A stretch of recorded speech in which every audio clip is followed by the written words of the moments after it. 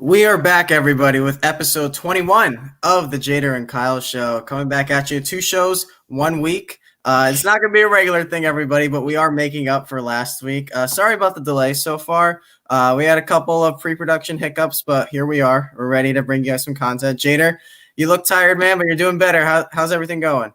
Tired, man. I'm tired, man. You know what? I shit the bed, dude. I completely forgot today was episode 21. We should have been drinking something, celebrating our 21st episode. You're right. I don't have it in me right now, but to be continued because from now on we can definitely drink. I mean, I think I drank enough on the show Yeah. for the to the countdown to 21, so it's funny that we're not, but yeah, man, I'm tired, man. I feel like there's not enough hours in the day anymore. I'm constantly doing something. I kind of love it, but I kind of hate it at the same time. Yeah. And but yeah, that's it, man. I'm ready to talk this movie, man. I love what we're gonna talk about today. Little sneak peek right here, Absolutely, of yeah. If where you guys we're weren't aware, Pulp Fiction is the movie we're going to be covering today. But before we get started, I want to let everyone know I did something a little interesting today. which I was gonna actually mention. How did that go, man? Let our audience know what's going on. I can give a brief review right now. I saw the New Mutants in theaters today, and it was definitely an experience getting to go back. It was really nice. I walked into the theater, and they're like, "You're our first customer in 5 months." So that was a really cool feeling to have going in there. I'm the first guy back. It was about 15 of us in the theater. The movie itself, not very good. I can Yeah. understand why it's been pushed back 4 years. It's not bad. It's just not something you really need to rush out to see. Something you could watch on HBO in a couple months and get the same experience. It's reminded me of Suicide Squad, which I know is like a cancerous term for people. Good characters in a bad movie. That's how I'll put it. People like Anya Taylor-Joy and Macy Williams, and even the lead, which I don't even know what her name was. She's a newer actress. Were pretty great, but just the movie itself was so boring. It reminded me of Glass, them all getting locked into this mental institution and Did being. it have any sorry to interrupt, man, but did it have any like horror element? 'Cause it was supposed to be a horror film, if I recall. It was supposed to be the first horror like, superhero genre film. So did they, and I know supposedly it was supposed to be an R-rated film originally, and then they edited it to PG-13. Can you notice kind of like some differences that they like editing or choice wise, Yeah, you know? I can feel the studio notes all over this film. You could see that they were going for a horror vibe. There's horror elements there, but it's all cut up to a point where it's not scary anymore. They're not trying to make it scary. It's so that PG-13 audiences come in there and enjoy it, to make it feel like more of a modern comic book film. There's one F word in there, and that's all you need for a PG-13 film. So Yeah. yeah, it feels like the studio stepped all over this and then shipped it off to Disney. And then Josh Boone was like, well, this is what we got. And they kept pushing it back and pushing it back. No reshoots ever happened, contrary to popular belief. And it was just an average, I'd say subpar film. Yeah, more subpar. You don't need to see it. You're going to forget it right away. I think it might be a little better than Dark Phoenix, but that's not Oh, saying okay. much. See, you Yeah. gave me like a little bump of joy right there because I'm like, is it that bad? That like, is it like X-Men 3 or Wolverine Origins bad, or it's No, just no. all right, cool. So it's Yeah. not the worst X-Men film. Yeah, it's just Uh, it's there's connections to Logan. I'll throw it out there right now, which was okay, disappointing because there's going to be no movie after this. There's not going to be anything tied up afterwards. You're not going to see someone like an X-23 and these characters interact. It's kind of done. okay. So that's what we're dealing with here. But this week on the show, guys, we are talking about Pulp Fiction. Jay, is there anything else you wanted to touch on? Our guest is No, kind no, not that. of I'm kind of I kind of was not gonna go back to the theater right away, to be completely honest with you, but I've been hearing a lot of raves with Tenet, and I am, despite popular belief on this show, I am a big Christopher Nolan fan. So I try to get tickets for Monday because I'm off on Monday. And thank you, Steve. But tickets are already sold out for the IMAX theater up in Fort Lauderdale for the Tenet film. I keep hearing you have to see it in the big screen, you have to see it in IMAX theater. So I wanted to do it right. But yeah, I wanted to hear what, not overall your the movie experience, but the theater experience. Like you said, there was 15 people, obviously scattered. When you bought your ticket, was everything almost blocked out that there was only certain seats? Like, get into that. Absolutely. So so you pick out a seat and then they block everything around you. So there's two seats in front of you, each seat on the side of you, and the two seats behind you. It's like a square forms around you. So you're in your own little bubble there. And I was in the biggest theater. There's this massive, I don't know, like over 250 seat theater. And Okay. there's only about 15 of us in there. So everyone kind of sat with their parties, and it was really nice. There's hand sanitizer all over, there's wipes all over. You have to have your mask on unless you're eating something. So I really enjoyed the experience. There's two theaters, and I had been to another one here in Vero, which actually was kind of a little better, but this was an AMC, and it was really nice to be back in that theater once again. So I recommend it to people who really want to go back to a theater, but obviously I'm not going to push you to go see something and risk your life if you're not comfortable with it. So I that feel like this. I feel like this is kind of like a smart move on Disney or what have you, because there are people out there that are literally driving 3.5 hours. I seen tweets saying drove 3 hours, so drove 2 hours to go see New Mutants come out this weekend, or even Bill and Ted, because I know Bill and Ted is coming out this weekend. yeah. So not saying that the theater, like, everybody's rushing, but I feel like it was a smart move to finally release New Mutants as your first movie, as kind of going back to the theater, because it's gonna make more money than it probably would have, normally. Excuse me. Okay.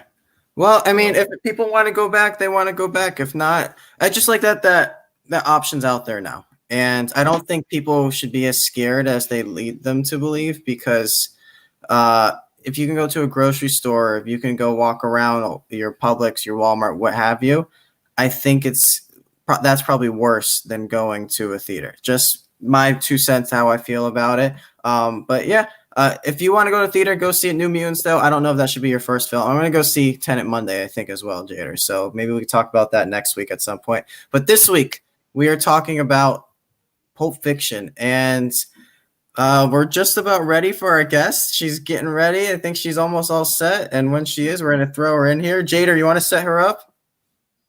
hell no. Hell no. I don't even know why we invited her on this show, man.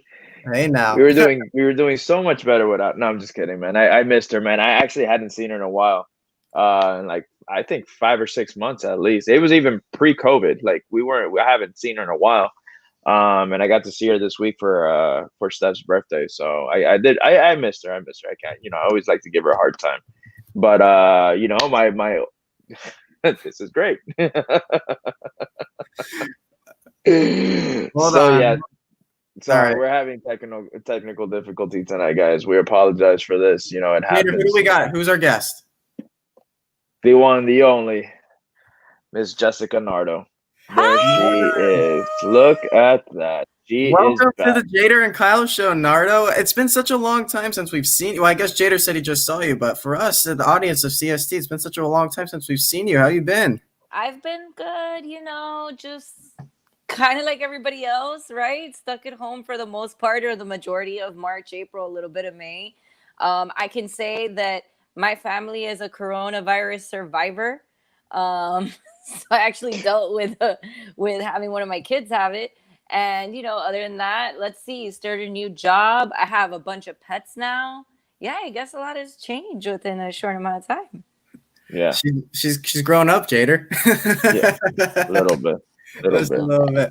But that's interesting. I didn't know about your child or having, or someone in your family having the coronavirus. Like, how was that experience? Yeah, so my stepdaughter, funny enough, so my stepdaughter got the COVID. Let's be fancy, but in our household, all of us tested negative except her. In the household where we think she contracted it, everybody tested positive except one person. So it was like one of those things that was kind of crazy. It was like, wait, over here, obviously everybody got it, and then on this side, nobody got it. And mind you, over there, the person that didn't get it was the person that would wear masks the most often. So that's what actually was kind of funny. But she didn't have any of the crazy symptoms. She was able to taste and smell. She didn't have like a respiratory problem or anything like that. It really was just headaches. And then That's not COVID. That's just a headache. But no, see, headache is. I was like, oh, you just have a headache, because I thought the same thing, but it's actually one of the symptoms. Because she had like a pounding headache, so she had like migraines. And for a 10-year-old, for her that's like crazy. She also had her iPad right here for the majority of the time, so I was like, yeah, that could be it too. That's probably it too. Yeah.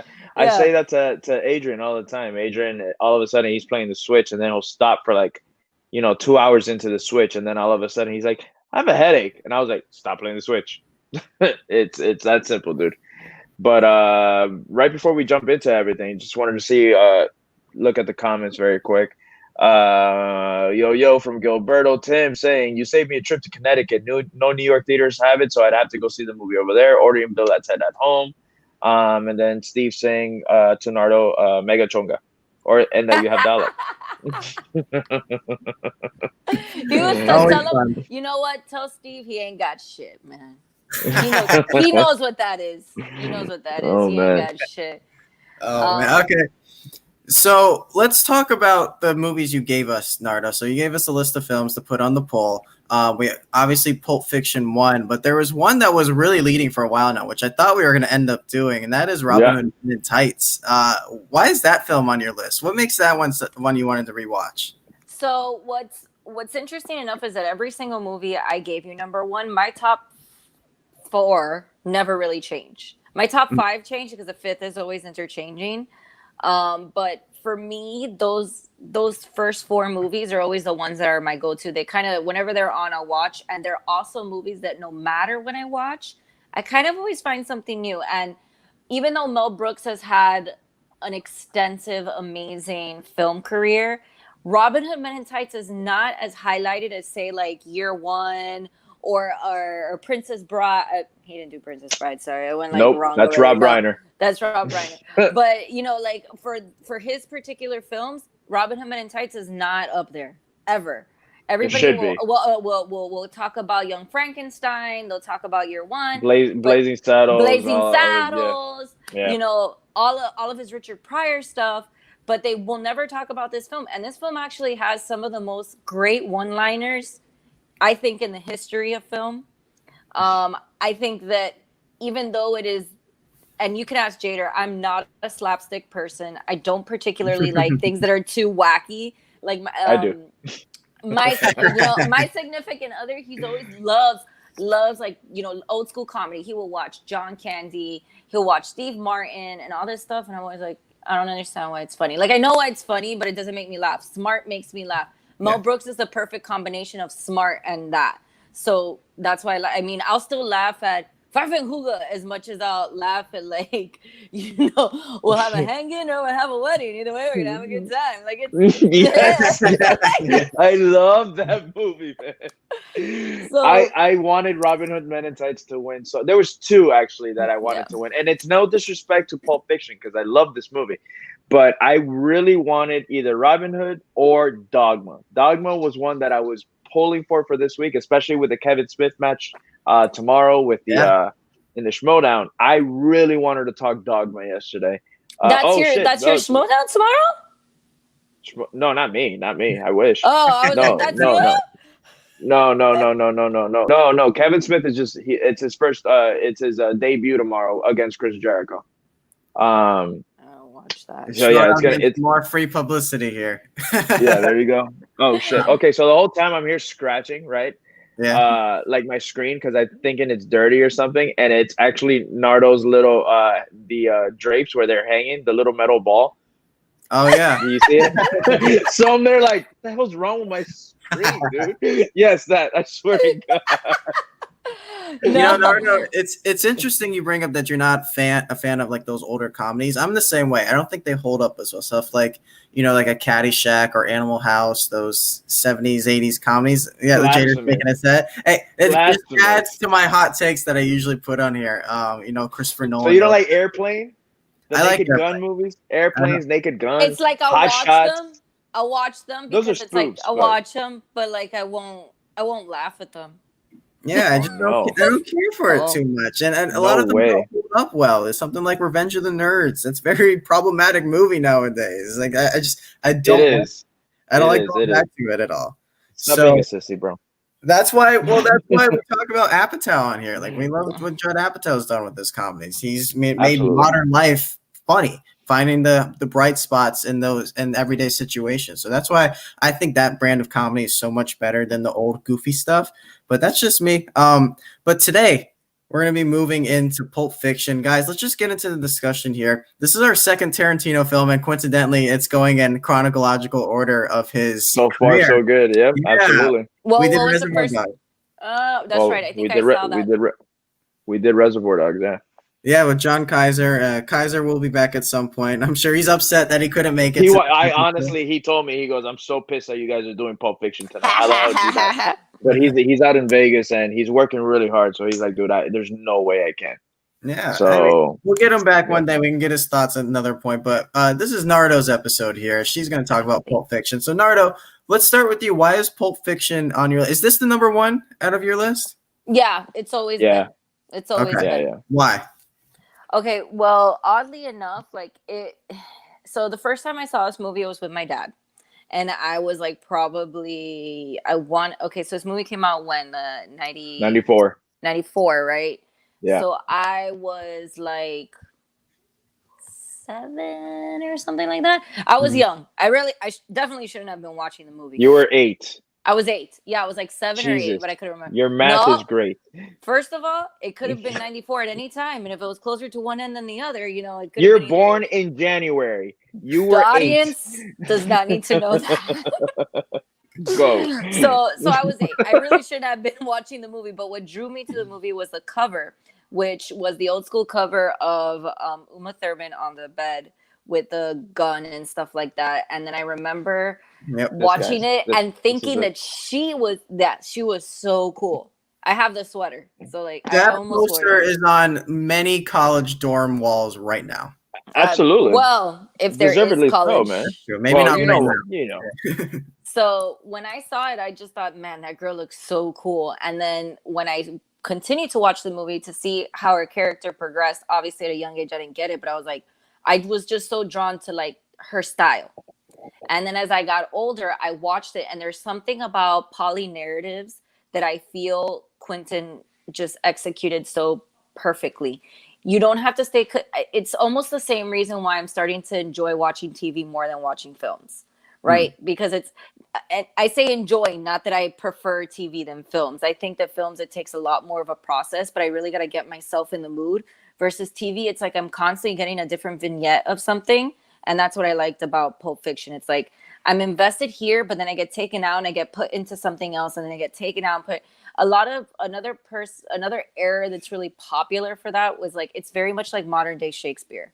If you go back and you read a lot of the comedies, he's really big on like bringing you to different areas. Like, yes, you follow the same characters, but all of his supporting cast, they have their own stories as well. Tragedies are very much focused on, like, if you read like Romeo and Juliet, Hamlet, Othello, one person, maybe one other person. But the comedies, think of Midsummer's Nights, Much to Do About Nothing. You guys know a very popular film that's similar. A Taming of a Shrew, 10 Things I Hate About You is about all of them. Yep. It's not just she is the main one, but I think that he was able to execute that more. So that's what I liked as well. It's like all these characters, you have a feeling towards them. There's not one you don't. And that's what I appreciated about the movie a lot. Well, I remember because I obviously wasn't born when Pulp Fiction came out. I had to hear about the history, but I know what people talk about the most with it when it first came out is how bold it was and its choice of how to tell the story. It's like we say we're doing his films in chronological order. He chose not to do that with this film. And I think that was a surprise to a lot of people when they went in there and they come out of it like, man, that was a really cool way to tell this film. So like you see Vince die, and then he's there at the end of the movie, and people are like, what's going on here? And you just kind of have to piece it together. It's a fun puzzle that you want to put together when you're watching this film. And that kind of Reservoir Dogs put Tarantino on the map, and Pulp Fiction was his announcement that I'm here to stay. Jader, so what was your experience seeing Pulp Fiction? Same thing. So the first time I saw Pulp Fiction, at the same time, around the same time, I didn't see it in the theater, but I did see it. I did see it at home. Um, and it was the whole. I got the whole. This is why you don't do drugs from my mom. Because again, my mom. I've said this a million times. My mom's never really been one to tell me like, hey, you can't. You can't watch this. Don't do. But that was like, this is why we don't do drugs. That's exactly the talk I got, and I was like, oh, I'm never doing drugs in my life. She did the same thing with leaving a giant crucifix above his bed. Like, this is why we don't have sex. Jesus. Like, Yeah, and she literally put it like over my head. That's a story for another day when we discover Passion of the Christ or something. But what was I gonna say? So yeah, so that was always my first takeaway of that movie. Besides it being really cool, and she never let me see the Bruce Willis, Ving Rhames The scene. pawn shop. She would never let me see that scene. That's the one time that I can tell you that my mom was like, "You're not watching that." So she'd always like fast forward.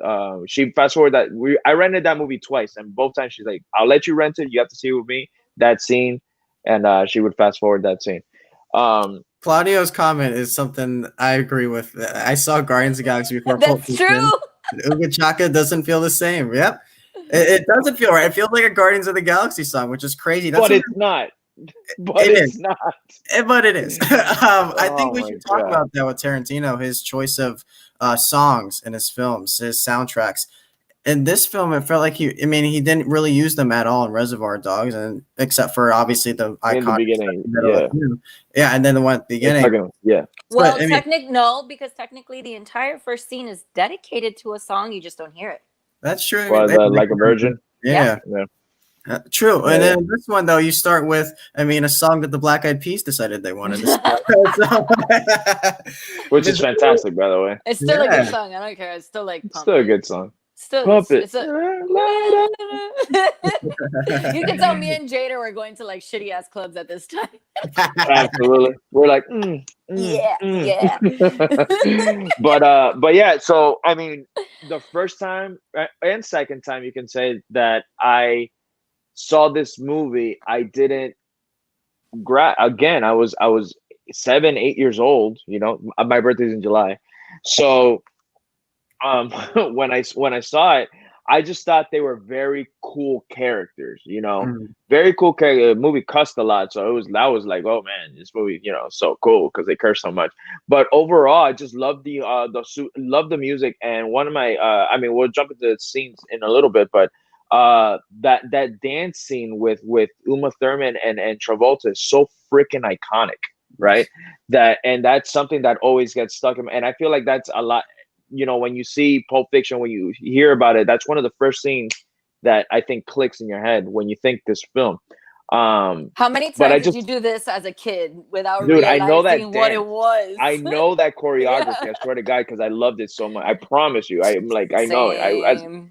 I love it. But it wasn't until I want to say my freshman year, in high school, where I got really I started diving into film.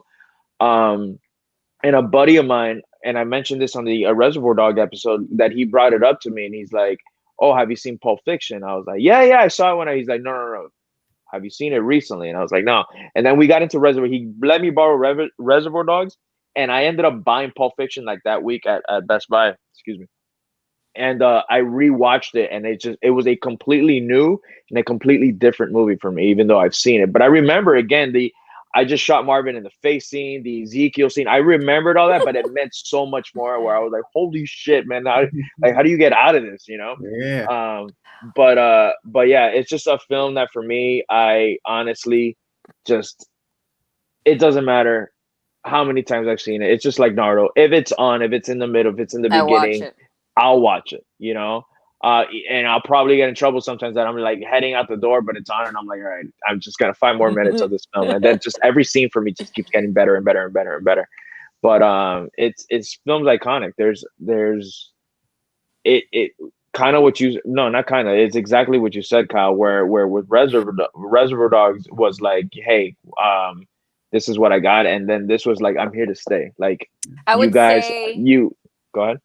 I would say that absolutely what Kyle says. Reservoir Dogs put him on the map, but Pulp Fiction made him colonize the film industry. With Like two he's films, he was already like legend status. Yeah. You know, they're like, yeah, dude, like when is the next Tarantino film coming? Like and we're walking out of still this like movie. that. We're still like Yeah, that. exactly. I'm like that. I'm Yeah. absolutely like that.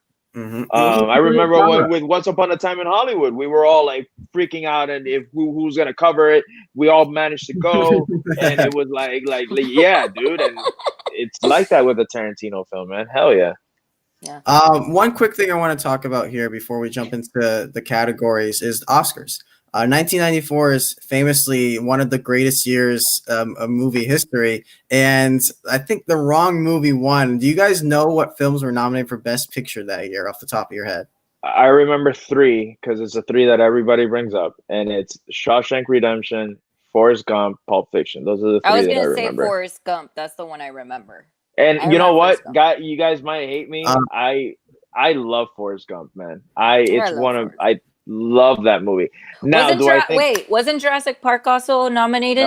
that was 93? Year No, before. but Jurassic, yeah, was Jurassic Park It wasn't nominated for Best nominated. Picture? No. No, that Schindler's, was Schindler's List was.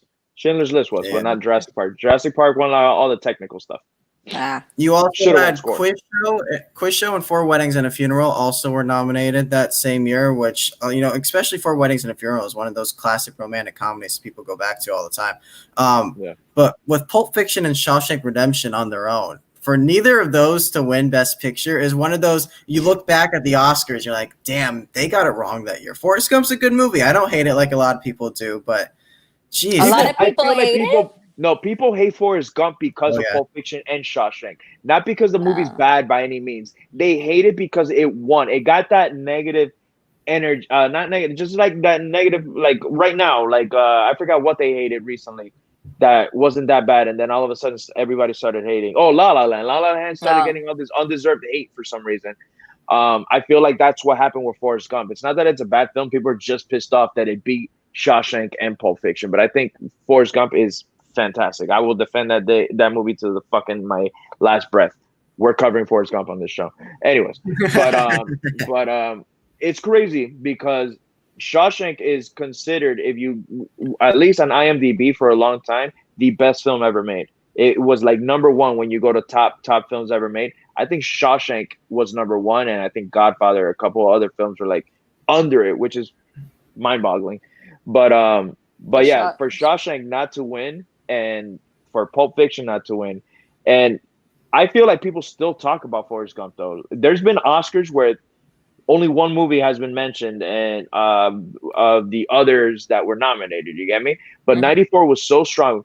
Quiz Show is a great film. If you guys haven't seen it, Robert Redford, it's a great fucking movie. We also have one that wasn't nominated that for all you Disney fans out there, Lion King came out in 1994, which, just a year before that, Beauty and the Beast was in contention. So you would think that they would be looking at the animated round. I know a lot of people tend to think that Lion King's the best Disney film of all time. So that also came out that year, and it was surprisingly didn't get nominated. But also Tarantino, this was his first nomination for Best Director. You had Samuel L. Jackson get his one and only nomination for acting, for Best Supporting Actor, which is mind-blowing to me how he has not been back in the Oscars ever since. Yeah. Because he out keeps of everything that he does? Because he keeps playing himself. So. That's true. Yeah. Respected, still respected. Tarantino did win an Oscar for this, didn't he? If I'm not mistaken. Yeah, he won for screenplay. Best screenplay, yeah. Yeah, he won for screenplay. Yeah, but him winning screenplay is like him getting a sticker on his fucking homework. I mean, like Quentin Tarantino. Again, this is everything. It's like you say that now. You say that now, but this again is his second film. You get me? Like what? Oh, okay. Because I said my birthday was in July. Jesus Christ, dude. It's nobody's reunion, but yeah, dude. I feel like this was an achievement. I mean, an Oscar is an achievement, period. But we say that now that you're like, oh, it's a sticker on him because we're in 2020 and we've gotten 9, 10 films, whatever you want to call them. But at that point, hadn't he written for other people? I mean, he wrote From Dusk Till Dawn, stuff like From Dusk Till Dawn. Oh, Dusk Till Dawn wasn't out yet. I think it was out in '95 or '98. Yeah, he did have Natural Born Killers. That's what. And that's with Juliette Lewis and Woody No, Harrelson. no, no, no, no. The director is Oliver Stone. Oliver Stone. Like, I mean, if someone like Oliver Stone is saying, yeah, I credit this guy because like I like his writing style, which you could tell is all over that film. I agree. Right, it's your second film, but it was also it's everybody's first film in the Oscar, though. If you get what I'm saying, like once you get nominated, it doesn't matter necessarily the work you did before. Because I will say that about the award show that I don't necessarily agree with ever, but they only ever take into credit one thing unless you're Leonardo DiCaprio, then they're just going to give it to you because they should have given it to you the year before for a Tarantino film. That's You should have gotten for a That's Tarantino. absolutely- I do not argue with you there, miss. I'm waiting for the day we do Django too. I'm super excited for that. Also for Sam Jackson too. I think Django Unchained, he was incredible in that film. That should have been his That would have been the Oscar winner. But he wasn't as close as supporting as For me, I don't know. I think Jules is a better character. He was great in Django, but I think Jules is the better character if you're gonna talk any Sam Jackson. Well, let's save that discussion for when we get to a certain category here. I was gonna say no because Sam Jackson was great in that movie Jackie with Brown? No, when he was in the movie with he was fantastic. The Negotiator.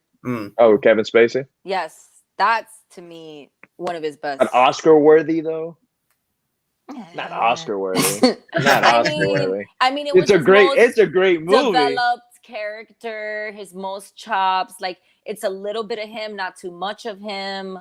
You know what I mean? Like I think it was a very diversified version of him because he was playing kind of like the victim, and we never see him really do that. That's true. All right, let's jump into it, guys. Let's do these categories. First up, best scene. Best scene in Pulp Fiction is like trying to pick from a basket full of diamonds. Like it's kind of impossible, but I have a specific one. I'll start with you, Nardo. This is your movie. What is your best scene in Pulp Fiction? Okay. So I was a little torn because for me, so the obvious best scene is when Vincent takes Mrs. Mia Wallace back home, not when they're on the date, when they're back home and he's in the bathroom and he's like, take a drink your drink, go home, jerk off and go to bed. And she's like, girl, be a woman. And that's so like, it's very telling of like, he's like in the bathroom trying to convince himself that like he shouldn't stay here, even though there's an obvious connection. And she's just vibing out, forgetting that her husband is like one of the biggest mobsters in LA. But that opening sequence where the entire conversation is only between two characters that we never see again until the very end. And that's between Honey Bunny and Pumpkin, right? Yep. So we see them talking about the difference. First of all, he's just going on like a typical Quentin Tarantino film, like has to open with this like intensive monologue at the time. And he's just talking about like, he's like, yeah, but like, if you rob these places, they don't do in this climate may not be something that would get passed, especially when he talks about foreign people and whipping out a gun and stuff like that. But then right when they're talking about like, where we should rob? A place like this, like, nobody's a diner, nobody's paying attention. And she's like, yeah, a lot of wallets. And then suddenly they jump right into it. That is such an iconic beginning. I hate you so much. Why did you pick it too? That was my pick. That was my pick because that was my pick. And I'll tell you why. It's the same thing you were saying. Is just what's powerful about every Tarantino film, when you're sitting down and watching one, is the very opening. It's what's going to grab you. His characters, his monologue, his dialogue grabs you. It's what I love about the beginning of Inglourious Basterds, Reservoir Dogs, Django, everything that that we've so far, the Kill Bill opening scene, everything about those films for me, it's just so great. And this is no different. It's that them plotting that, them when they're planning, they're like, let's just do it, and then they do it, and it cuts to the music.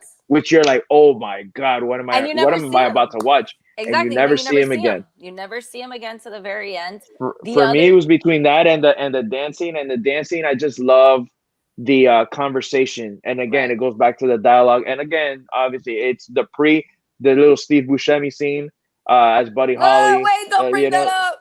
Yeah, no, it's fine. But you know, little things like that that you just get there, and then her going with the square, the $5 milkshake, which right now, So, back then you're like, what the hell? Now you're but like, now yeah, you're that's like, cheap. that's cheap. That's cheap as hell. No, the other thing I love is that those names are Honey Bunny and Pumpkin. You don't hear their Yeah, that's real it. names. That's their That's name. it. Yeah, That's their absolutely. That's where they're character credited names. as. That's what Yeah. they're credited as. And like to think that it's like Tim Roth, because you think of Tim Roth now and you're like, wait, you're like, Tim Roth is Tim Roth. He's somebody important. Yeah, he's bringing him in from Reservoir Dogs, right? Which he And was you're great thinking, in. which he was amazing in, right? Like, are you Yeah. a cap, type shit. But then he comes in at this very minute character. Everybody thinks the movie, okay, yeah, you're gonna use him again, and you just don't. So it's also the undertones of that particular scene. It's like everything it comes back to as well is the other reason why I picked it, because when we get all the way to the end of the film, spoiler alert, we're back in the diner, we're back with this couple, and suddenly they're not just people who rob diners. They have like this intense bond and relation. That's what I meant about you feel for every character no matter how long you know them for. Yeah. We haven't seen them forever, but still we're like, wait, no, she's authentically worried, and Worried. she's Yeah, yeah, yeah. authentically worried, and he's like, and I love that and then the exchange of like, tell her to be cool, Be cool, bitch. So that Be bitch cool. be cool. like that. It's funny that you mentioned opening scenes, because when you guys were talking about that, I was trying to think like, what is the opening scene in Once Upon a Time in Hollywood? And it's really not significant at all. It's just the black and white of Rick Dolan on the set of what was the name of the TV show? Bounty Law. And it's that scene from the trailer where Brad Pitt's just like, oh, carry his load. Yeah, that sounds about right. That scene. So it's really like, I think that's one of his only movies where the best scene isn't the opening scene; it's everything that takes place later on. But my pick for best scene, you're gonna notice a trend in my categories here. I'm a huge Samuel L. Jackson fan. He's one of my favorite actors of all time. So my scene is the scene that follows your guys' scene. It's the first time we're introduced to them, and they break into the apartment, and he just has his way with those guys. That, like you guys just mentioned before, the dialogue is great. Him interrogating him about burgers and about what he's eating and what does Marcellus Wallace look like, which we'll get into with another part here. It's perfect to me. So that's what it's gonna. I think that's really what introduced Sam Jackson to the world too, as this powerful force of an actor. I think it's kind of what got him nominated as well, because he commanded that entire room. Everyone's like, "Oh shit, who is this guy?" And he just points it. They break in, point his gun. It's the type of villain you want to see. So that's what I'm going with for best scene. Best line. I'm just going to transition right into this. My favorite line is, "Does he look like a bitch?" I love that. What does Marcellus look like? He's bald. Does he look like a bitch? And then he goes, he's black, and he's like, okay. Does he look like a bitch? What? Say one more time. Say what again? Say what again? That whole hey, that's a killer scene, man. Absolutely. That's an interesting choice of words considering this. What was I gonna say? Favorite line there's so many in this movie, man. There's some that it sucks to say that I can't say, because it's just the way it transitions, and certain Tarantino scene in this movie where you can't say a lot. No. But one of the lines that I use it I use it with Javi a lot, one of our boys, and it's, I'm about to get real medieval up in this bitch. I love that line. I love it because does he ever, man? Does he ever? Does he ever? But it's just so many great lines in this, man. But I think that's gonna be my pick. It makes me laugh every time. So again, very hard for me considering this is my all-time favorite. Like right now, we're gonna finish. I'm probably gonna go to sleep to this movie. So So for me, it was kind of at first I was like, okay, it's Zed's dead, baby. Zed's dead. No, okay, no, that's a little too obvious. And then I was like, what about if we go to I'm American, our names don't mean shit. Like when he's in the cab with Esmeralda Villalobos. And then I was like, nah, the best one is the one that to this day, if I ever got a tattoo of Pulp Fiction, would be this, is when she's sitting in the car, Uma Thurman being Mia Wallace, and she turns to him, she goes, "Don't be such a square." And that's it. And it's just square because and that's such a terminology referring, because thing that she says right before, she's like, an Elvis man would love this place. And that's actually her talking about Jackrabbit Slims, where Tarantino explains that like in life he always thought you were either a Beatles person or an Elvis person, and that's the reference she was making. So that's why she's like, don't be such a, because square would only be used during that era. So I would say, don't be such a, and that's it. And you see little, That's great. and it's not really a square as much as you it's know, a rectangle, but you know, besides the point. Another scene that it's not scene, but it goes with the quote. It's the wolf. The wolf with Jules and Wait, Vincent. what part though? What part? When he goes, no, at the end where he's like, I don't like people barking orders at me. He goes, if I'm for you, it's because time is a factor. Yeah. And he goes, I think fast, I talk fast, isn't that and that? And he goes, so pretty please, with sugar on top, clean the fucking car. Oh my god, man. All right. That's another one, dude. That's the I got a lot of casting what ifs here. The next god. Shit. Jeez, here we go. Uma Thurman originally turned down the role until Tarantino read her the script over the phone, that's something interesting to me. Harvey Keitel had to convince Bruce Willis to take the role. He wasn't on board at first. All right, here they come. Lawrence Fishburne and Michael Madsen were supposed to play Jules and Vince, but they both turned it down. But Lawrence Fishburne turned it down because there's a popular story out there where Lawrence Fishburne had a team of people who he had hired to make him a leading man. He wanted to be a leading man in all these movies because he felt like he was getting kind of pushed to the back and he was ready to take the next big step. So clearly that didn't work out for him. He never really took off as a leading man after this. He's still one of the better actors out there. Yeah, absolutely. I can't imagine him as Samuel L. Jackson in this film at all. Like it's kind of perfect for him. So I can't picture anybody else for the role of Jules. Like this is a what if that I'm like, no, it has to be him, because you've thrown some at us in other episodes where I'm like, that could work. I could see that happening. Yeah, you threw one last week. I forgot which one it was. But this is Samuel L. Jackson's role. Like I'm telling you, you saying that he's one of your favorite actors of all time. For me, when you think Samuel L. Jackson, it's like immediately, and now Nick Fury, because it just comes to mind. But excuse me, I feel like this is Pulp Fiction is Samuel L. Jackson, and the first thing you think about is Jules in this film, along with obviously the iconic poster of Uma Thurman and all that, but you can't give me another what if, man. Also, he didn't really come into his acting chops till I would say, and again, even though Lawrence Fishburne has been around forever and a day, like he didn't really come into his skin, his leading man, all the way to The Matrix. I mean, we're not like that's when we saw him as a leading man. He was a leading man of men, right? If we're going to use something very, very direct. Plus, it's hard. Okay, now I'm going to use something that's a little bit out of sorts. So I'm a big proportional person when I'm watching film. Like I feel if we have a very tall character, having another tall character is kind of clashy. Like I kind of like to see diversified shapes when I'm watching film, right? Which is the weirdest thing. But I love that at the time where John Travolta was hitting a downward slope because he was in nothing for a really long time before he got casted in Pulp Fiction. This is actually John Travolta's return to film. Yes. It was his return to film. And I love that we have this like John Travolta at this point, he gained a little weight. He was like a bigger dude. And then like Samuel Jackson was still slim. So I like that it was reversed versus the bigger guy being, someone like Jules, and then the skinnier guy being like Vincent, considering that Vincent is supposed to be the one that just came back from Amsterdam and stuff like that. Like I like the pairing of proportions, which is the weirdest thing I'd pay attention to, but I do like it that he's the bigger guy versus Jules, because Jules already has the personality. He doesn't need the girth. That's why I like it that way. Hey.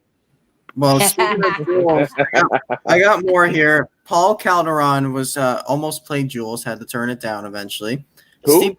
Paul Calderon. It's just something I found out. I don't even know who that was, but it was just something I found in there.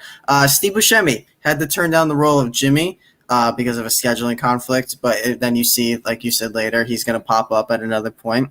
Matt Dillon, I could see that work, actually, him being Jimmy. Oh, absolutely. Absolutely. Yeah. I could see that work. Oh, shit. Okay. I like that one. That one I like. Matt Dillon was supposed to be Butch. Then he changed the tone of the script a little bit and thought Matt Dillon wasn't the right choice for it at all. No, he has too No. much teeth. There we go. Proportion. Too much Yep. teeth. Not at Too all, much man. teeth. I got a big one here. He's a boxer and he has that much teeth? No. Yeah. I got a big one here. Daniel Day-Lewis wanted to play Vincent, but Tarantino turned him down. Holy shit. Yes. Holy So man. Daniel Day-Lewis could have been Vincent. Wow. That's crazy. That's one of those that dangerous. easily could have worked. It could have worked if you put him in there with Samuel L. Jackson. That's a pairing that we're never gonna get a chance to see again. And we never will. Jesus Man. Christ, that is crazy. That you dropped some knowledge on me there, sir. I wouldn't have. I had no idea. Never. I would think Daniel Day-Lewis wouldn't be interested in that character. He's like meh with his moniker. Meh. Yeah, like man. Like first of all, and the only reason why I say that is not because I don't think Vincent is well developed. On the contrary, he has one of the more popular storylines that people tend to remember, and it's also the second vignette, so it's very quick into the film. But at the same time, I'm kind of like I don't know. I try to picture Daniel Day-Lewis talking about foot rubbing, and I don't know if or a Royale with cheese. Like, yeah. See, I think Daniel Day-Lewis can do basically anything. So I feel like what you're going to notice with a theme of a lot of this is a lot of these actors really liked Reservoir Dogs, and I want to work with Tarantino right away. Was the theme going around Hollywood? he had just come off of In the Name of the Father. That came out in '93, so. He was already one of the best actors. Yeah, absolutely. He had done Last of the Mohicans already. And Bro, I love Last of the Mohicans. I know that it's, again, in this climate, people be like, oh my God. I'm like, first of all, fuck off, watch that film. Okay. I got another one. Mickey Rourke passed on Butch. I knew that. I could see that. Yes. I knew that. I knew that one. I could see Pam that. Grier auditioned for Judy. Didn't get it, obviously. Yeah. We got James Gandolfini turned down the role of Vince and because he wanted John Travolta to have the role. So that's pretty cool. God bless that angel. Jennifer Aniston nearly had Mia, according to Tarantino, but then eventually went to Uma Thurman. That wouldn't have worked at all. Okay, look, it wouldn't have worked at all because when we think of her, we think of Friends and stuff. But Jennifer Aniston was able to keep her.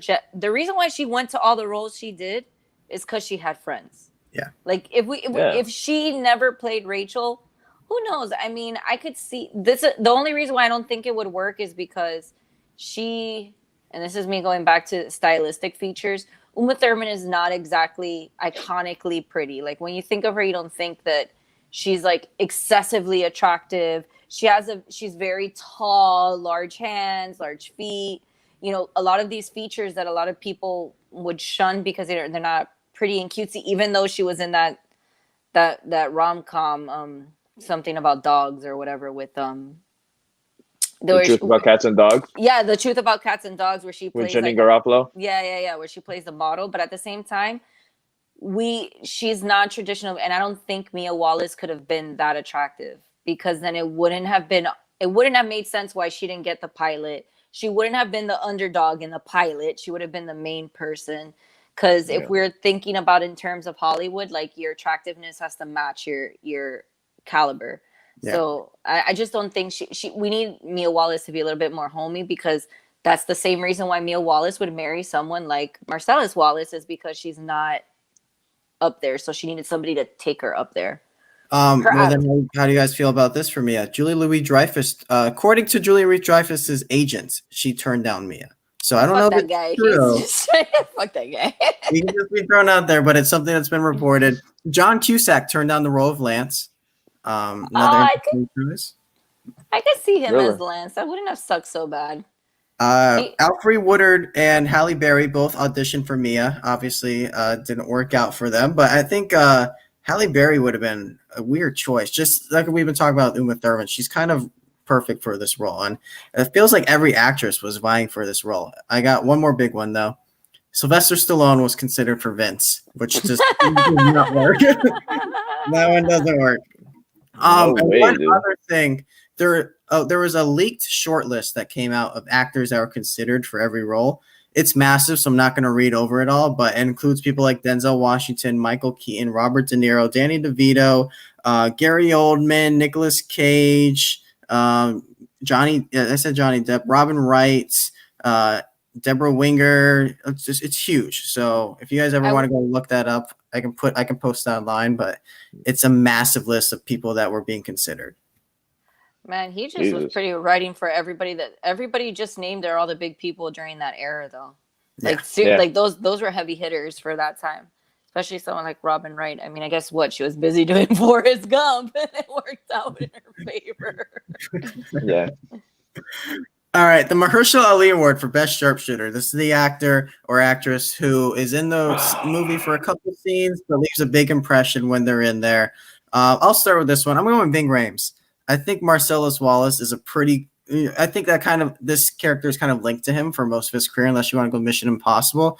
But what he does in this film is 3, maybe 4 scenes where obviously you have the GIMP stuff down in the basement of the pawn shop. You have his introduction where you just see the back of his head the entire time. He has that booming voice. Iconic shot, bro. Iconic shot with the Ving Rhames intro. Absolutely. Yep. And then you have the scene that's taken from Psycho where Bruce Willis is pulled up to the crosswalk, and then Ving Rhames just sees him right there. Yes. So I think that the name Marcellus Wallace comes up quite a bit before we finally see him, and he's this presence that you're like, man, who is this guy? He's got to be pretty tough. And you see it's Ving Rhames. Okay, yeah, he's leaving an impression before he shows up and after he shows up. So I'm going with Ving Rhames for this. Nardo, who do you got for this award? You took the words out of my mouth, buddy. It was the exact same thing. It was Ving Rhames, because I was like, all the same points you just made. Basically, it's somebody who you talk about throughout the entire film.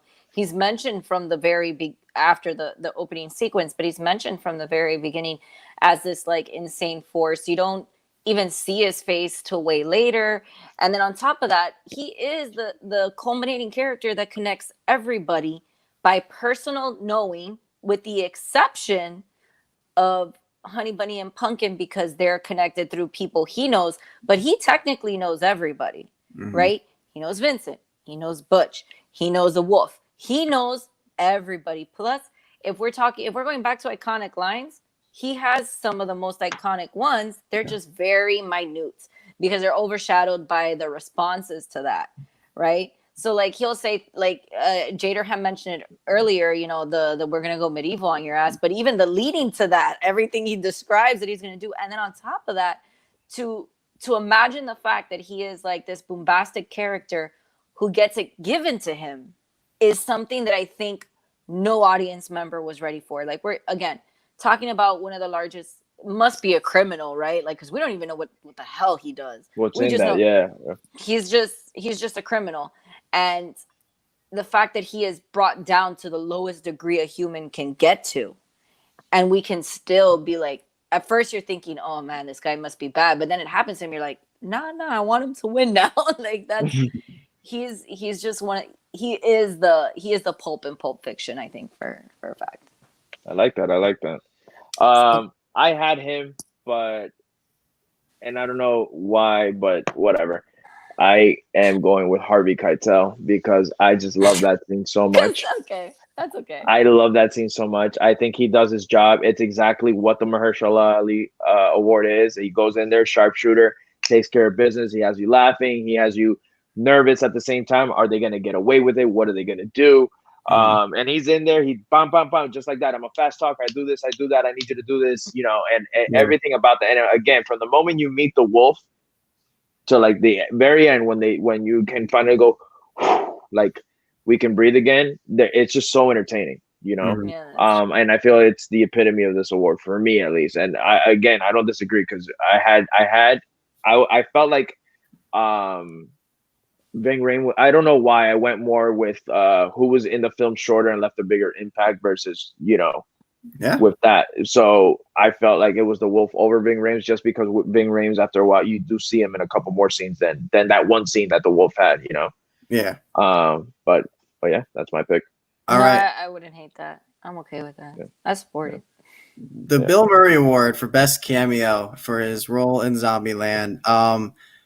Let's start with you, Jader. Let's bounce back to you. Who's your pick for this? It's not fair because Let's go with Nardo. Let's start with Nardo because I know Nardo has a lot to Because say right now. he took it from me. My thing, you took it from me. I was like, no, don't mention Steve Buscemi, because that was one of those things that you're watching and you're like, Is that? is that Steve Buscemi? Why you dressed like Buddy Holly though? Yeah. No, but there's actually, and it's funny. Not to bounce between categories, but there are other cameos in this film, but they're not good ones.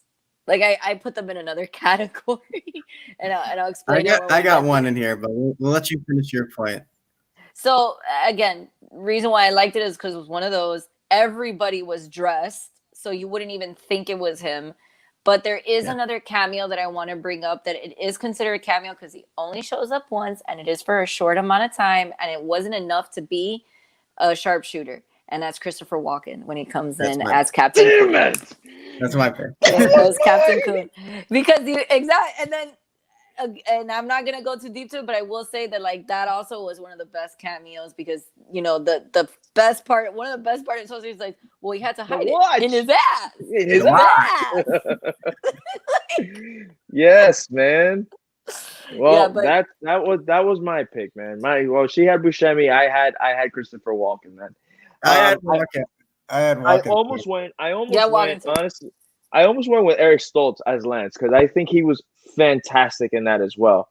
Mm-hmm. But when I was going through the IMDb, I was like, oh no, it has to be Walken. There's no way that I can't give this award to Walken. He was in there, and the story, and you're intrigued. The whole nine, this and that. When it makes you laugh, great stuff, man. So I do love Lance. I do love Lance. Yeah. Though.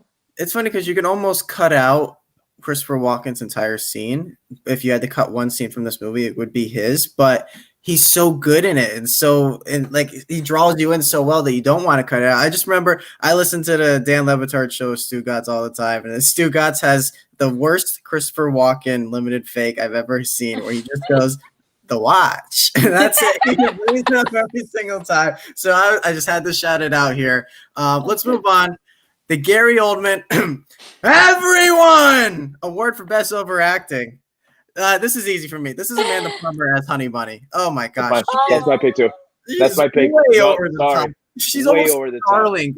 Yeah. That Amanda Plummer, hands down, that was my pick, dude. So yeah, same thing. No, so I'm gonna pick some. First of all, it was hard because I was torn, and it sucked because I'm like, I'm gonna have to pick females, and as a female voice, in this climate, woe is me.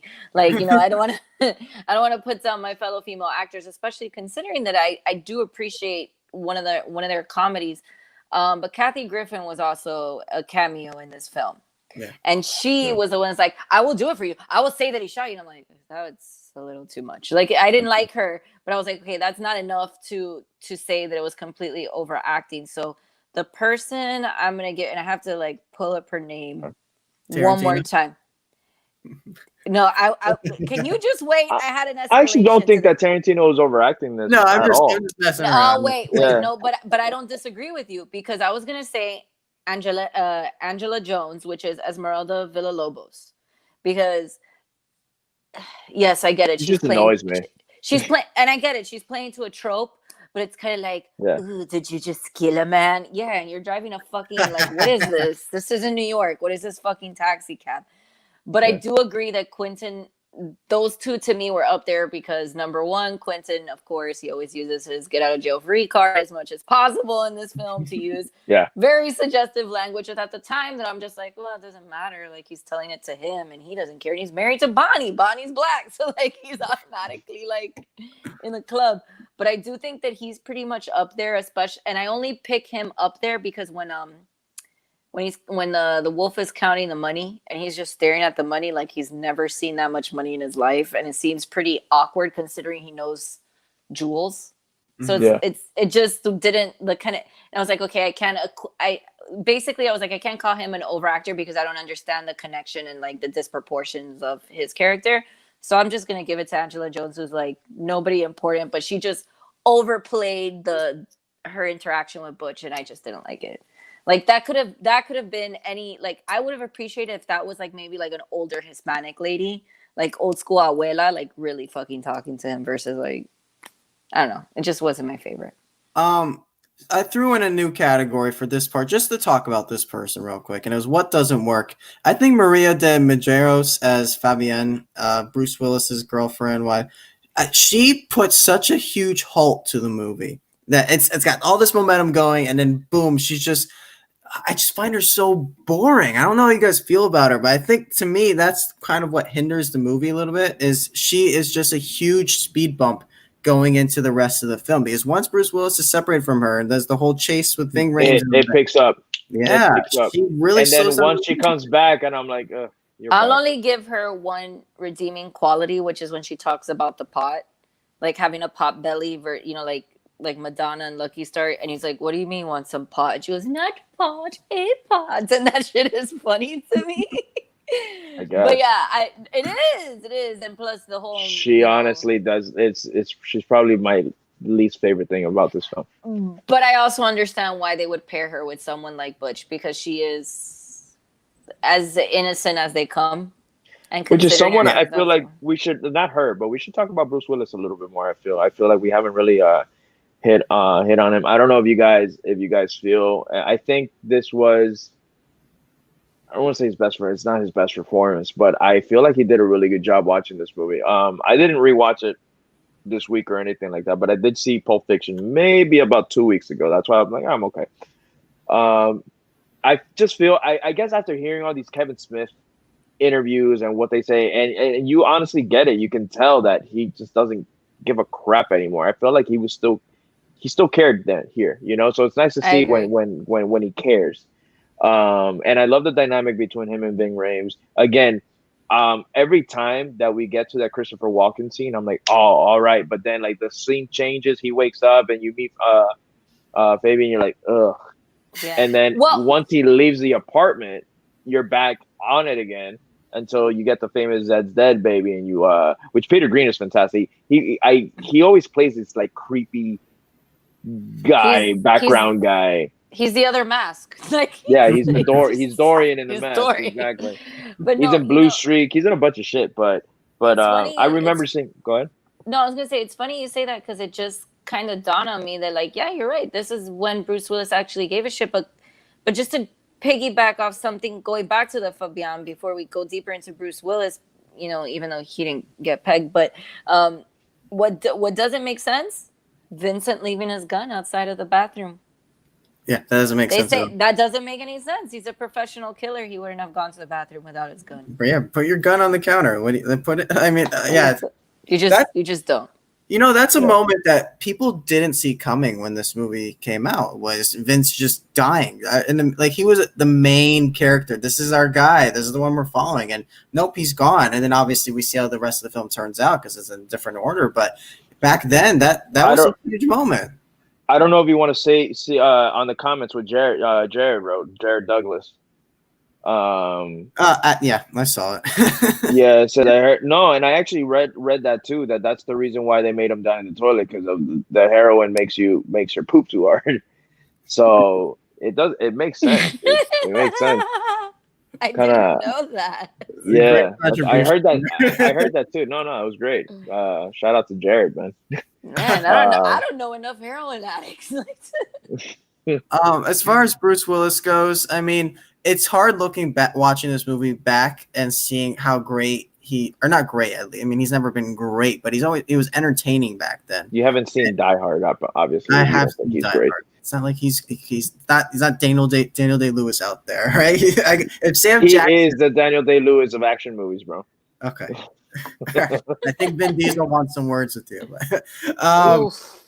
Yeah, no, I don't agree with that. Okay, I was like, hey, you're the one always talking shit about the Fast and Furious movies. Yeah. Oh, maybe Dwayne Johnson wants some words. How about that? Right. But Bruce Willis, no, because you look back and you're like, man, this guy was trying so hard back then and actually committed. And if he would have just done that in some of these movies, although I think he did that in Glass. I thought he did commit in Glass. I know a lot of people didn't like that movie. I thought he liked that. He cared about that character and he put some effort into it.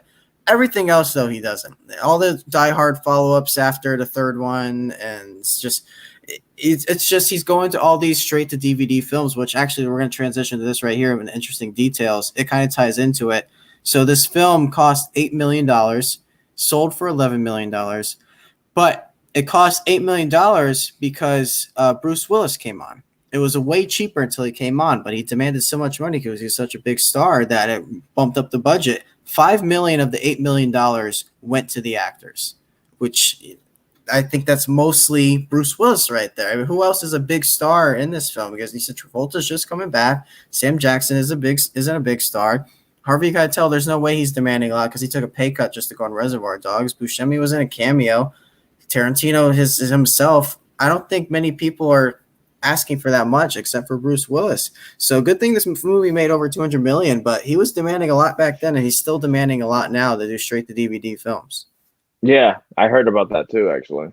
Well, that's the reason why it made him severely unpopular among filmmakers, and it sucks because I get it. He has the presence, he has the attitude, he has everything ideally you were looking for, and I agree with Jader. As soon as I heard Kevin Smith talk about what it was like to work with him, it just tanked my opinion of him. And again, it's only because you can't. Okay, Kevin Smith. First of all, if we're talking about, he's a director among film fans and everything. He is very well respected. He's respected in the nerdverse, that basically has exploded. And he's also probably the nicest guy in Hollywood. Like, yeah. He lets people walk or so he says, lets people walk all over him. If I ever met the guy and he was not what I expected, it would crush every single dream I have. But for him to say, like, dude, I'm like not difficult, and he was difficult, like, he's never said anything bad about anybody except Bruce Willis. Yeah. Yeah. Absolutely. And he really does a lot. So let's move on. I have a couple more interesting details. The 1864 Chevy Malibu that they drive in that belonged to Quentin Tarantino. I'm pretty sure he still has it though too. I'm not sure off the top of my head, but I'm pretty sure he still has it. Does he still have Marvin's brains in there? Actually, no. That's right. He does have it because it's in Once Upon a Time in Hollywood in the background. They did put it in. So yeah, he does still have that car. Okay, so Uma Thurman did not like the song at Jack Rabbit Slims and said it was wrong. Tarantino kept saying, "Trust me, it's perfect." And I could just see that back and forth between them right now in my head. It's like, Quentin, I don't know. I don't think it works. Trust me, it's perfect. I got it. It's got. He has like the largest mouth, but like small lips. I knew that little fun fact about the song because I was like, Uma Thurman would have ruined that shit. Again, it's so iconic. Yeah, and she was pissed off about the song. I did read that too. That's awesome. But I could see why. Teenage wedding. She probably didn't like the message it was like sending out. She's just like, "What are you talking about?" They're like barefoot. Shut up and dance. Yeah, well. Good job. Another thing that was, really a fun Easter egg is Vincent is related to Vic Vega, Michael Madsen's character from Reservoir Dogs, which they had a pilot ready to go with both those guys. The Vega brothers. The Vega brothers. I was ready to go, and then they were just too old by the time they hit the ground. They couldn't do it. No, man. Let me tell you that my same buddy of mine that introduced me to Reservoir Dogs and made me rewatch Pulp Fiction. He's a huge Tarantino fan. He told me about that back in 2002, 2003 about the Vega brothers. Mm-hmm. So imagine that's a project that he's been working on for so long, and they just never got around to it. And that would be a badass movie. Yes. He can make it now. You can just recast younger versions of each. It is possible to find younger versions of each. I guess it can. Listen, if it's leading up to it, we can definitely find some like, and again, I'm saying this with the respects and hoping that they're not going to pick, don't get me wrong, as much as I love looking at them, like someone like Zac Efron. Like, I want to see people that are going to match this capability. Like, I need to see some rough-housed Hollywood individuals to play like younger versions of them. Yeah, I don't think we have too many because mostly the younger actors who are big are the ones they're putting in all these CW shows that they all look super pretty and all this stuff. So it's tough to find someone like that. Maybe in a couple of years when Jacob Tremblay grows up, we can throw. There you go. Okay, one more fun fact. It came out the same exact day as Shawshank Redemption, which I don't know what that was like going to the movies back then. If someone did a double feature of that, good on you because that had the best movie experiences ever. Jader, Nardo, I have some Schmodown questions if you guys want to play along here. Yeah, sure. I'm gonna be terrible. Go. All right. What is the name of the pawn shop? The name of the pawn shop in the movie. Yeah, in the movie. What is the name of the pawn shop? I don't know if you guys are writing down anything, or if you just want to say it. Whatever you guys feel more comfortable. Isn't it Zed's? No? Is it what? Isn't it Zed's? That is not Zed's. Jader, do you have a guess? Not Zed's. Isn't it like Crown Pawn or something like Crown Pawn Shop is correct. That is. That's why you're Jader and I'm Nardo. I got a couple of easier ones. What is the color of the glow in the case? Oh, yellow. That's yellow. I was gonna say gold, but Marigold, if you want to be accurate. Yeah, yellow, gold, either one works. What song do Mia and Vince dance to in Jack Rabbit Slims? Isn't it called Teenage Wedding? I could be wrong about the actual name of it. No. Fuck, bro. I listen to it all the time. Is it too well? I'm like singing it. No, man. No. Hold on, dude. C'est la vie. It's a No. Yeah, it's a wish you well or something like that. You can never tell. Fuck, you it's could never. Chuck Berry, bro. I was close. I was like something like that. Shout out to Schmatz 12 playing along. He got that as well. You can never tell. Okay. Berry. Easy one here. How much does Mia's shake cost? We kind of mentioned it before. $5 shake. $5 shake. And I got one more. What does Jules' wallet say on it? Badass motherfucker. The one that says badass motherfucker. I want that wallet so bad. My friend, a buddy of mine has it.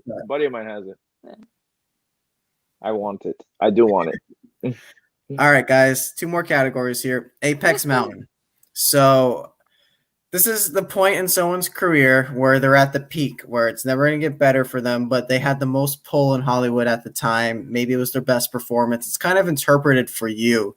I think there's a couple we can talk about here. I want to throw out John Travolta. I think this is his Apex Mountain because, Grease was huge for him, and that was kind of his coming out, but this is the one that brought him back and kept him on the map again. It's really hard for actors to make a comeback after they disappear for a while. So like Michael Keaton was experiencing that. Keanu Reeves is doing that right now. Robert Downey Jr. Exactly. So I feel like John Travolta qualifies for this. I don't know about you guys. I mean, he does because shortly after he came out with Get Shorty, which that came out like right after that. And then he started, I mean, what is the name of it? The one where he plays the angel or whatever. Michael. He came out with Michael after that. He did Michael. He did Get Shorty. He did Broken Arrow with Christian Slater. He did The Face Thin Off. Red Line. Yeah. Face Off. So, Primary Colors. So I think this is his apex because this movie. I don't know. Look at Jader making those faces. Phenomenon too. I forgot that that he gets powers and shit. Phenomenon, yeah. I was like, what was the other one that he's not an angel, but he's something about a phenomenon? No. What about Ving Rhames? Yeah. This is the thing. So for me, I was teeter-tottering between Rhames and Tarantino on this, not Travolta. Let's get back to Tarantino after that. Let's do Ving Rhames real quick though. Does he qualify for this? He absolutely does qualify, but this is the thing. You have him in the Mission Impossible films. Yes, he's a side character, but those movies are huge. Mm-hmm. You get me?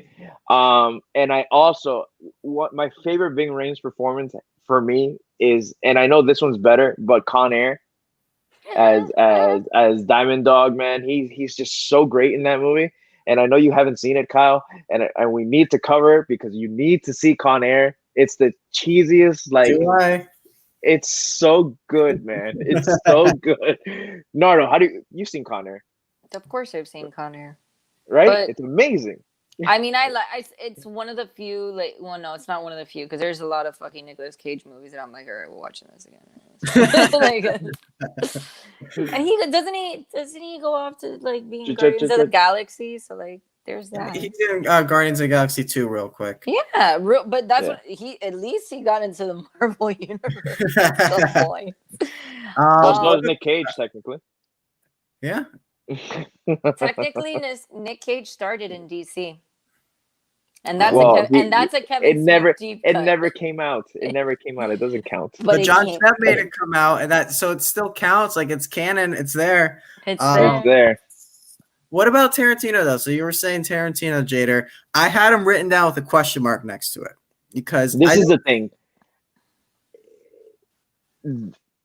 For me, this is his apex, meaning because it's my favorite Tarantino film, and again, it teeter-totters between two of them. But I also feel like it isn't because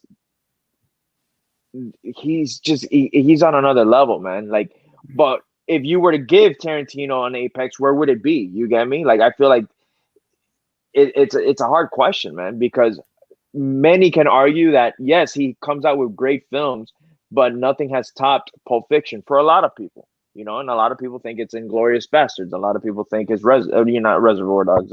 I would say Django. Kill Bill. I would say Kill Bill at right before. Okay, so before. So we got to talk about before Django and before fucking Nazi. So you would think that Kill Bill is the epitome, highest. That is the top Tarantino. I don't think so. I would have to strongly disagree with you.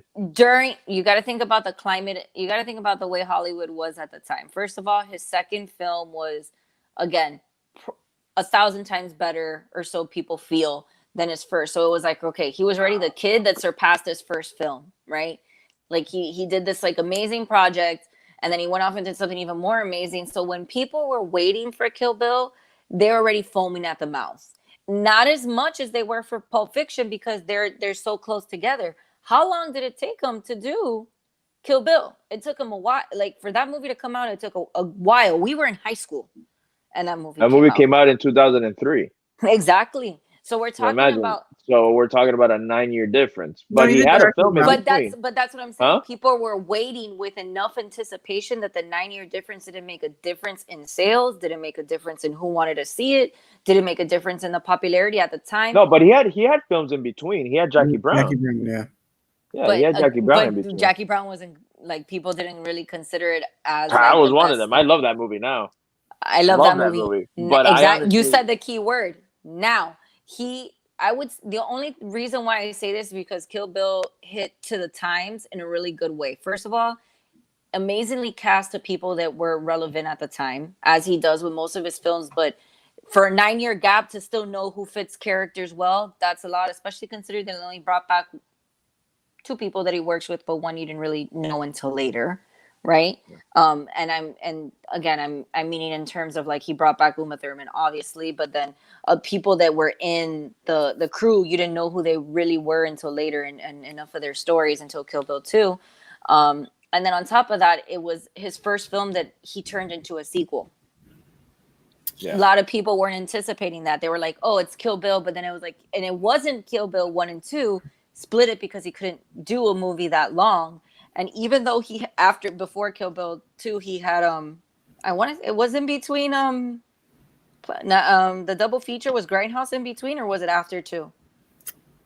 No, Grindhouse was in 2005. Okay, so it was right after 1 and then 2. It was literally Kill Bill 1 came out in 2003. Kill Bill 2 was in 2004. It was the year after, and then the Grindhouse was in 2005.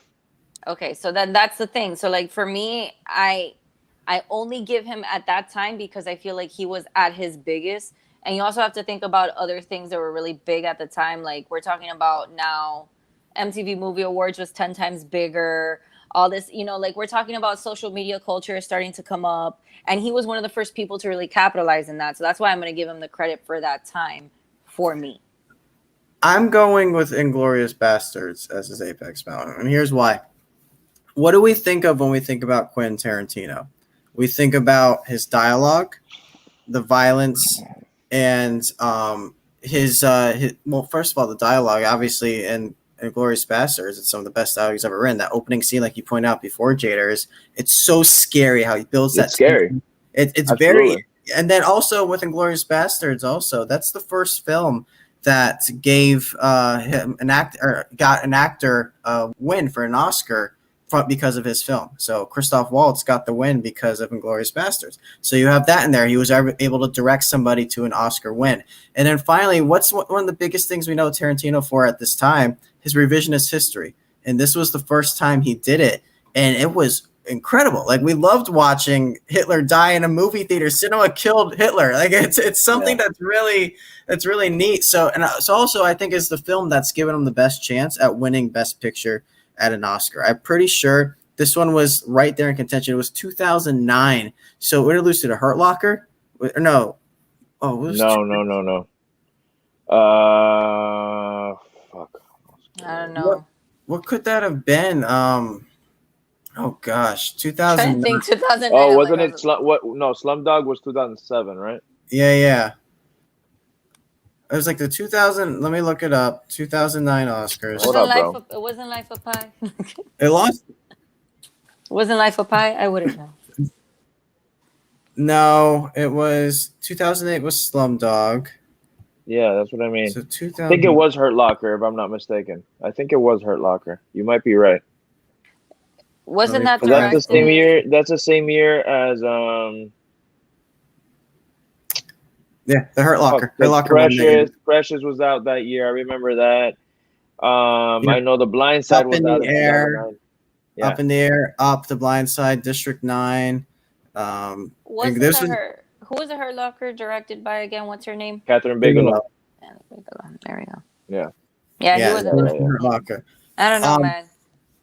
If I have to choose one out of the Hurt Locker and Glorious Bastards, it's tough for me because I feel like the Hurt Locker is underrated now. That movie is super tense and one of the more gritty depictions of war that I've seen. That isn't about like the big battles. It's about kind of about war, being addicted to it. Some of these soldiers being addicted to that thrill, that adrenaline. I think that movie's great. So I would give it the win there, but Inglourious Bastards is my favorite Quentin Tarantino film, and I think it qualifies for his Apex Mountain. Finally, let's talk about... It's hard to argue that, like I said. Yeah. Those are my two top, and it depends on the day you ask me. If you ask me today, I'm saying Pulp Fiction. You ask me 2 weeks from now, I'll probably be like Inglourious Bastards. It's the two that always switch for me. 3, 4, 5 is usually where they're at. But 1 and 2 always switch for me. They always do because I think I love them both just equally. I love them both so much. So let's talk about Samuel L. Jackson real quick too. Is this his Apex Mountain? Because I know he's always been in the public consciousness. He appears in everything. He's a super popular guy, and I think most people probably know him as Nick Fury. But it's either Nick Fury or this. I mean, I'll give him this. To be honest with you, I'll give him his Apex Mountain. Absolutely. Yeah, because this was his only Oscar nomination. This was he put himself on the map. It's no negotiator. It's no negotiator, but the negotiator. All right. I like that movie. All right, last one, guys. Who won the movie? When you walk away from Pulp Fiction, who won the film? Let's start. Let's just throw it out there. I think there's 2 people we can talk about here, and that's Tarantino and Samuel L. Jackson. I think those are the 2 That's what I was gonna say. I was like Samuel L. Jackson, and I think I go with him too. Yeah. Tarantino or Samuel? Samuel L. Jackson. I think I go with Sam Jackson because I think I'd go with Sam Jackson.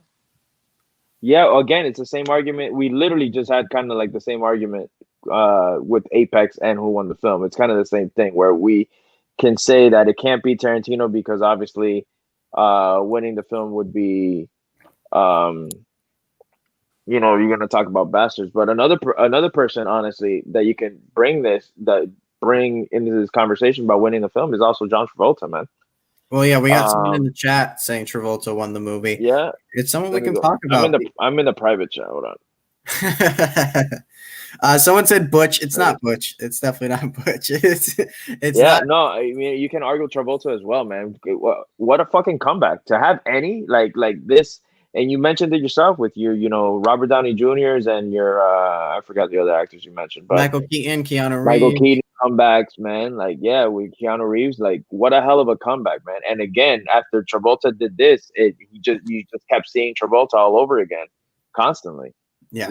And he kills it as Vincent. Love seeing it at the end. That's when you're like, what the hell? When it goes back, I just shot Marvin in the face.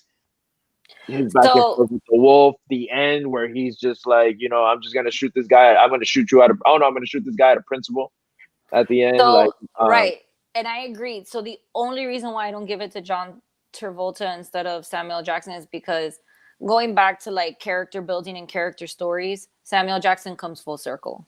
And that's something that it's rarely gets it. Like, I feel like Quentin Tarantino always picks one or two people to do that in his films. Not everybody's going to make it to the end, and certainly nobody's going to make it into full circle, meaning like you started at one place and you're going to start in a completely different area entirely. If we think about Inglourious Bastards, we do see that in great, you just said his name and it's escaping me. That's, I'm telling you guys, you encroached on my bedtime, so like it's starting to lose shit.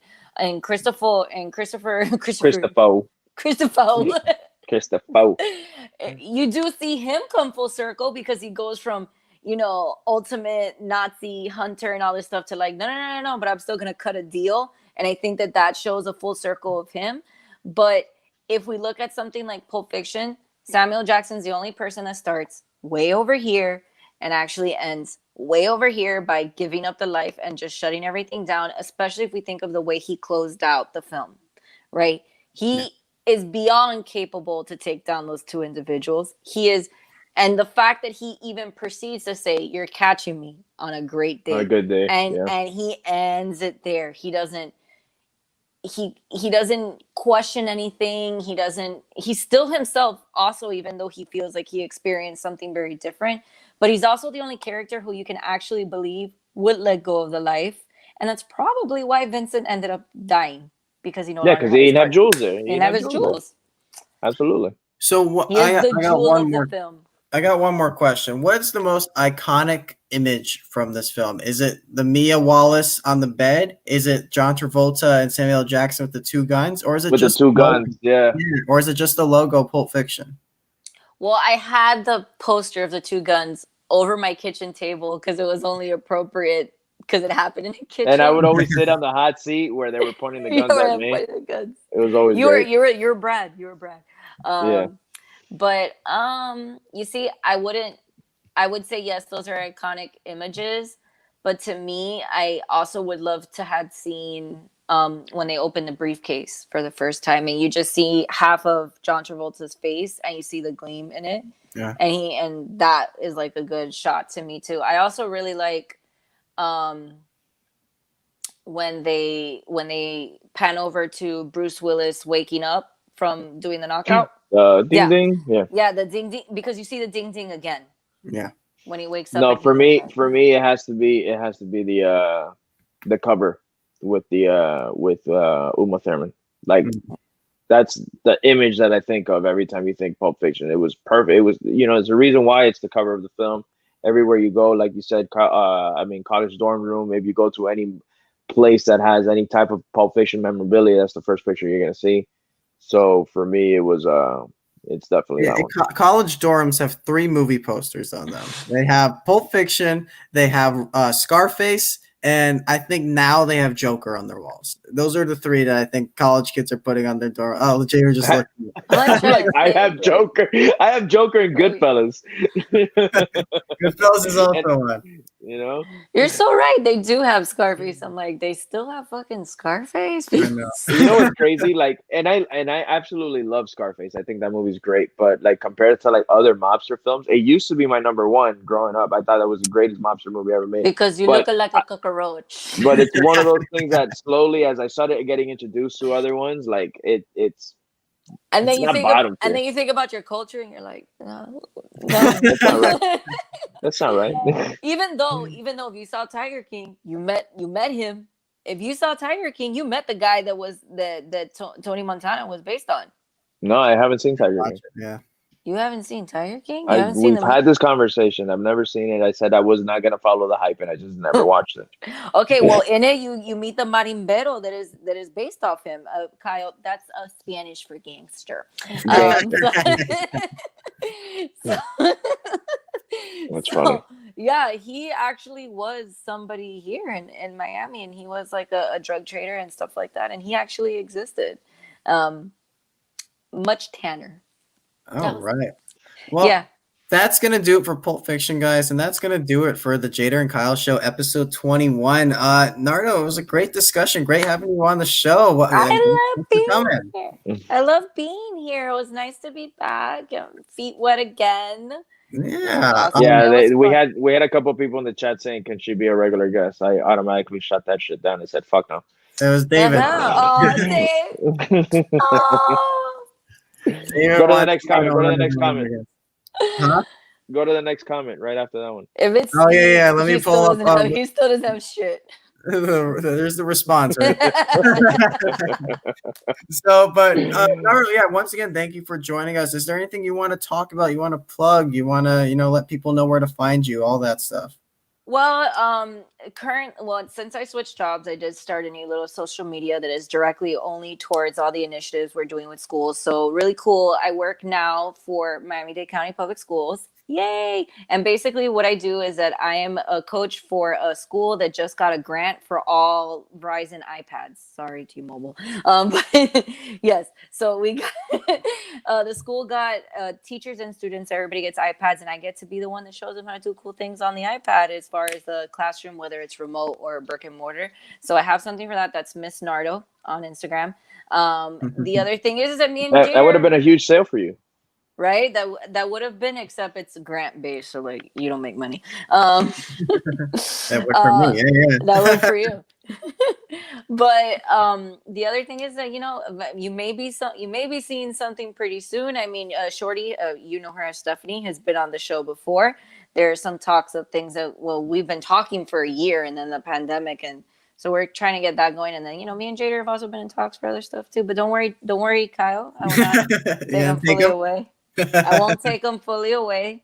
But there is stuff that we're kicking around. So just keep your ear to the ground, and you will see us soon. All right, Jader. Any final things you want to say? I'm tired. Tired, yeah. That seems to be the trend as a couple shows.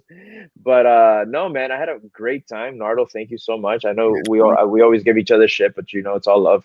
I had a great time. I knew we were gonna have this discussion. I was like, this has got to be a fast episode for XYZ reasons, and I knew it was gonna happen. I knew it was gonna happen. But yeah, no. I mean, I'm tired.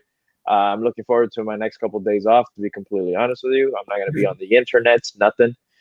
And I can't even plug my match because I don't know when it's supposed to air. So just be on the lookout for that, and that's it. And then tune in next week on the Jader and Kyle Show.